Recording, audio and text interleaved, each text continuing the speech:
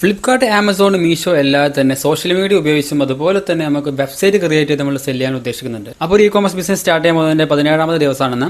അപ്പോൾ ഇന്നത്തെ വർക്ക് വെച്ചിട്ടുണ്ടെങ്കിൽ സ്വന്തമായിട്ട് വെബ്സൈറ്റ് ക്രിയേറ്റ് ചെയ്യുക എന്നുള്ളതാണ് മെയിൻ ഉദ്ദേശം. വെബ്സൈറ്റിന്റെ പേര് അതുപോലെ തന്നെ വെബ്സൈറ്റ് എവിടെ ക്രിയേറ്റ് ചെയ്യുന്നുള്ള കാര്യങ്ങളൊക്കെയാണ് നോക്കേണ്ടത്. കൂടുതൽ ഒരുപാട് വെബ്സൈറ്റ് ക്രിയേറ്റ് ചെയ്യുന്ന സൈറ്റ് തന്നെ ഉണ്ട്. wix.com അതുപോലെ തന്നെ ഷോപ്പിഫൈ, അങ്ങനെ ഒരുപാടുണ്ട്. അപ്പോൾ എനിക്ക് കൺവീനിയന്റ് ആയിട്ട് തോന്നിയത് ഷോപ്പിഫൈ ആണ്. കാരണം കൂടുതൽ ആളുകൾ ഈ ഷോപ്പിങ്ങിനും അതുപോലെ തന്നെ ഇ-കോമേഴ്സ് ബിൽഡ് ചെയ്യാൻ ചൂസ് ചെയ്യുന്ന ഒരു വെബ്സൈറ്റ് ആണ് ഷോപ്പിഫൈ. അതുകൊണ്ട് ഞാനും ഷോപ്പിഫൈ തന്നെ ചൂസ് ചെയ്തു. കാരണം ഇതിൽ ഇപ്പോൾ 3 മാസം ട്രയൽ റണ്ണ് ഒരു 20 രൂപ മാത്രം കൊടുത്താൽ മതി. ഫസ്റ്റ് ഓവറായിട്ട് ഫണ്ട് ചിലവാക്കാതെ നമുക്ക് 20 രൂപയ്ക്ക് 3 മാസം ട്രയലായി ചെയ്തിട്ട് ബാക്കി ഓക്കെ ആണെന്നുണ്ടെങ്കിൽ മാത്രമേ നിങ്ങൾക്ക് റിയൽ എമൗണ്ട് കൊടുത്തിട്ട് ഇതിൽ ഷോപ്പ് ക്രിയേറ്റ് ചെയ്താൽ മതി.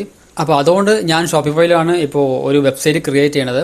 അപ്പോൾ വെബ്സൈറ്റിൻ്റെയും അതുപോലെ തന്നെ മറ്റു അപ്ഡേഷനൊക്കെ നെക്സ്റ്റ് വീഡിയോയിൽ അപ്ഡേറ്റ് ചെയ്യുന്നതാണ്. അപ്പോൾ ഇതുപോലത്തെ കണ്ടന്റ് നിങ്ങൾക്ക് ഇഷ്ടമാണെങ്കിൽ ഒന്ന് ലൈക്ക് ചെയ്യുക, ഫോളോ ചെയ്ത് സപ്പോർട്ട് ചെയ്യുക. അപ്പോൾ